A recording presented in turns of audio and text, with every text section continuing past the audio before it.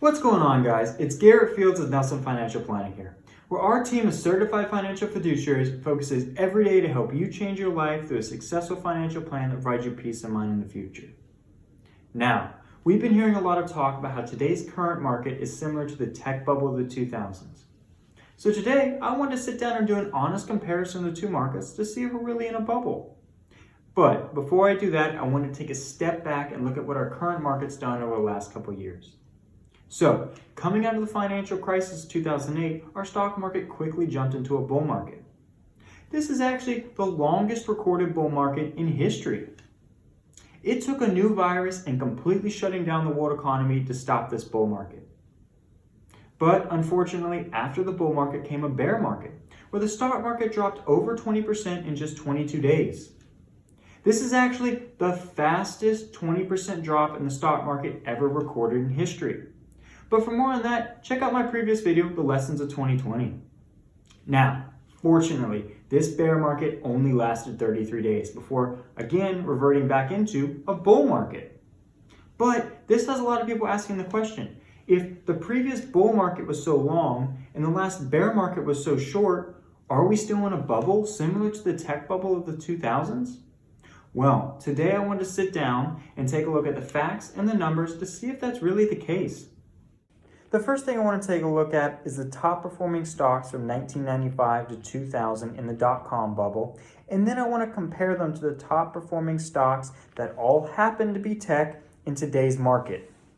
On the left, you have the top performing stocks from 1995 to 2000, and on the right, you have the top performing stocks from 2015 to 2020.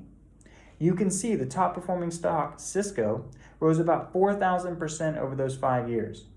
Followed by Microsoft, which rose about 1,600%, then Oracle, which rose about 1,200%, and finally Intel, which rose just under 1,000%.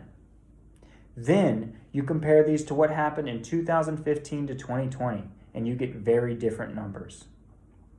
The highest performing stock in those 5 years was Amazon, which boomed almost 500%.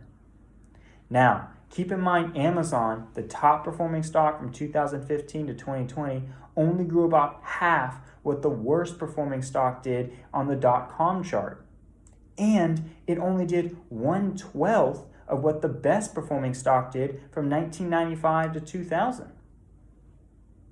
Amazon is then followed by Netflix, which grew about 368%, followed by Apple, which grew about 180%, and finally Facebook, which grew about 175%.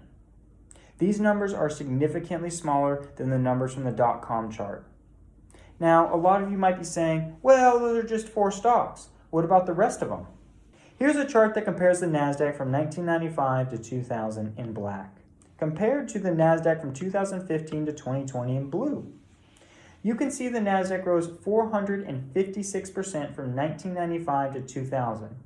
While the Nasdaq only rose 127% from 2015 to 2020. To put this into better perspective, the tech bubble rose 3.5 times more than what our current market did in the same span of 5 years.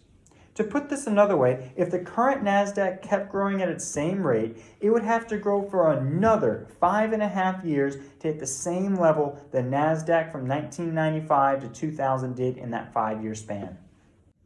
So, after taking a look at the facts and the numbers, the question still remains, are we in a bubble similar to the tech bubble of the 2000s? Well, the short answer is no, probably not. Even though these markets share some similarities, the reality is that the numbers from 1995 to 2000 are much larger than our current day numbers. But even though these markets aren't the same, there are still some lessons that we can take from both. 1, don't just follow the new trend. Know what you own. And 2, make sure you have a well-diversified portfolio.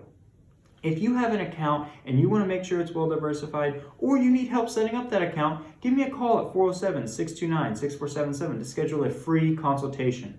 Or visit our website at www.nelsonfinancialplanning.com. And as always, stay safe, stay healthy, and invest consistently.